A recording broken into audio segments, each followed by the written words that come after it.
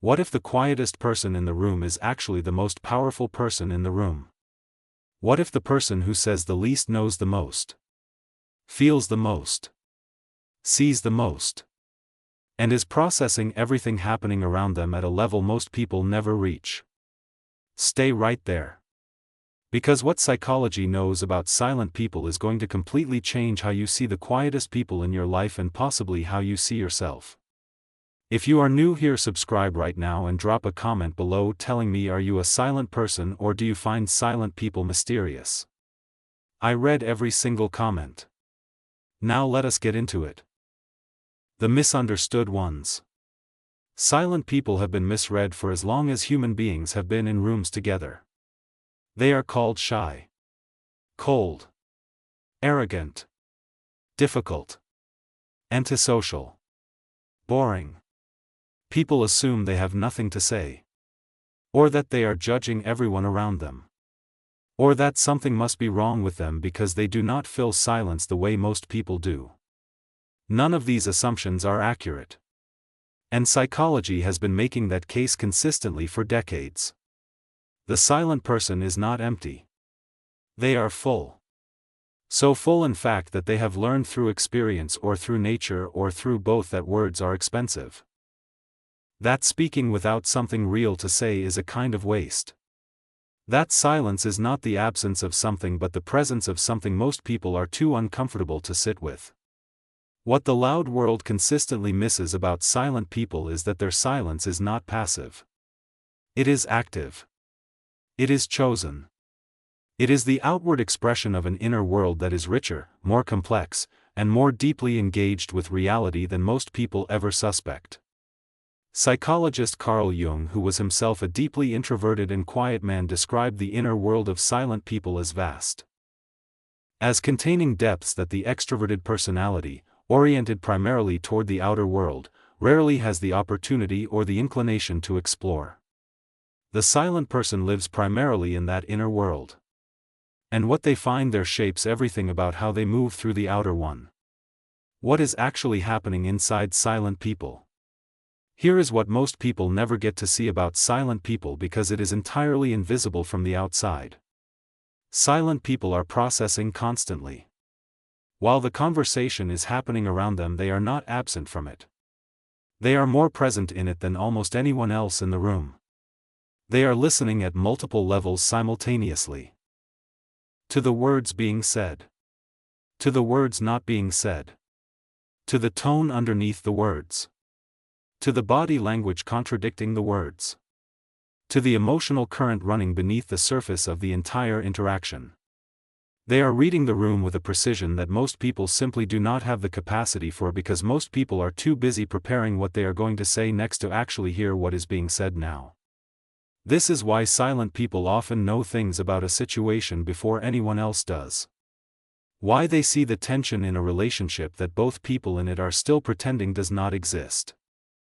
Why they pick up on the lie in a confident presentation or the fear underneath a bold statement. They are not psychic. They are paying attention. Fully. Without the interruption of their own constant output. Psychology calls this high sensitivity to social and emotional cues. And research consistently shows that people who speak less in social situations tend to observe more, process more deeply, and retain more accurate information about what actually happened in an interaction than their more talkative counterparts. The silent person is not missing the conversation. In many ways they are the only one truly having it. The different kinds of silence. Not all silent people are silent for the same reason. And understanding the difference matters. The first kind of silence is the silence of depth. This is the person who is quiet because their inner world is so rich and so absorbing that the outer world simply cannot compete with it most of the time. They are thinkers. Observers. People who find more stimulation in a single idea fully explored than in an hour of surface-level social exchange. They are not antisocial. They are selectively social. They conserve their social energy for interactions that go somewhere real. The second kind of silence is the silence of wisdom. This is the person who has learned through experience that speaking less produces better outcomes. That the person who listens longest in a negotiation almost always has the advantage. That most arguments are not won by the person who speaks most but by the person who understands most. That words spoken in haste almost always cost more than words held back.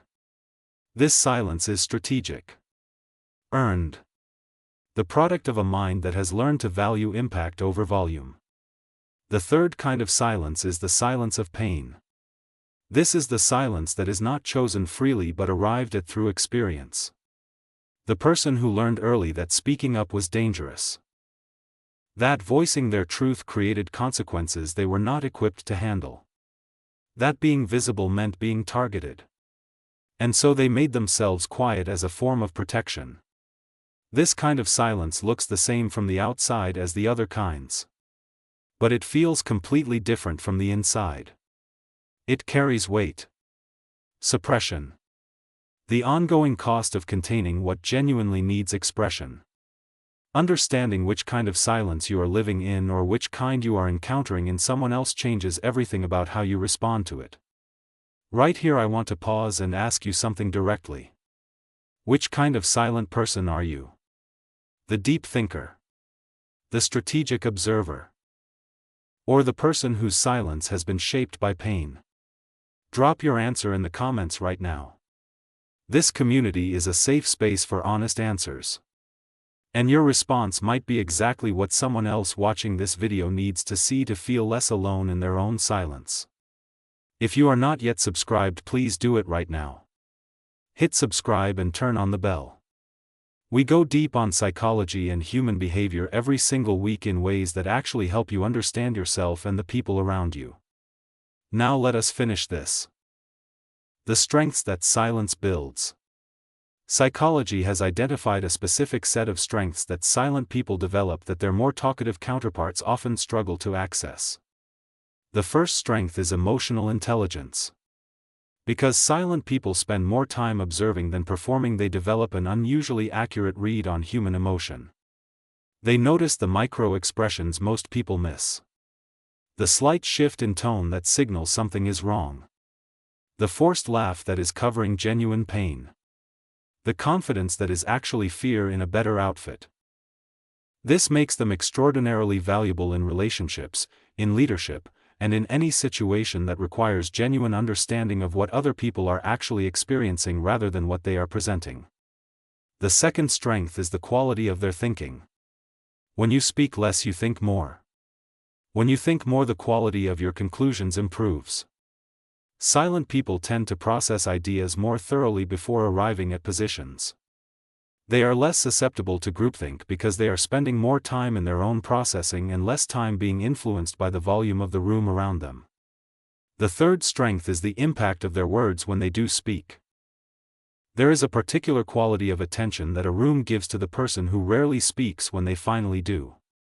Every word carries weight precisely because it is not diluted by constant output. The silent person who speaks is heard. Often more completely and more carefully than the person who has been talking the whole time. This is not an accident. It is the compound interest of conserved verbal currency. Every word saved increases the value of the word spent. What silent people need that nobody gives them. Here is the part of this conversation that matters most for the relationships in your life. Silent people have needs that are almost universally misunderstood and consistently unmet by the people around them. They need patience. The patience of people who do not immediately fill their silences with more words. Who can sit in a quiet moment without treating it as a problem to be solved. Who understand that the silent person's response is worth waiting for and that the waiting is not awkward, it is respectful. They need depth. They are not nourished by small talk. Surface-level interaction does not fill them. It drains them. What they need and what they will give their full presence and loyalty to in return is the person willing to go somewhere real in a conversation. To talk about something that actually matters. To be honest rather than simply pleasant. They need to not be fixed. The well-meaning person who constantly tries to draw the silent person out. Who treats their quietness as a problem? Who says things like you should talk more or you seem so serious all the time? This is one of the most exhausting experiences a silent person can have. Not because they cannot handle feedback, but because being treated as broken for something that is simply their nature is a particular kind of loneliness that compounds over years. If you love a silent person, the most powerful thing you can do is simply be someone they do not have to perform for. Someone whose presence is safe enough that the silence between you feels comfortable rather than charged. Someone who lets them be exactly what they are without pressure to be more. That kind of acceptance is the rarest and most precious thing you can offer a silent person. And they will remember it for the rest of their lives. The quietest person in the room is watching everything. They are hearing what you said and what you did not say.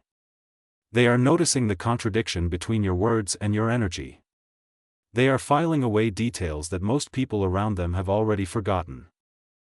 They are processing the interaction at a depth that will take them hours of solitude to fully work through. They are not absent. They are more present than almost anyone else in the room. They are not cold. They are careful. Careful about where they place their trust. Careful about what they allow into the inner world they have spent so long building and protecting. They are not boring. They are selective. Selective about who gets access to the richness of what lives inside them.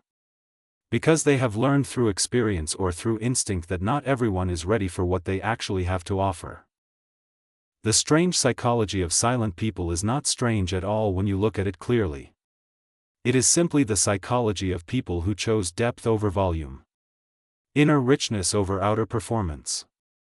Quality over quantity in everything: their words, their relationships, their thoughts, and the life they are quietly and deliberately building while the louder world rushes past them towards something that makes more noise but means much less.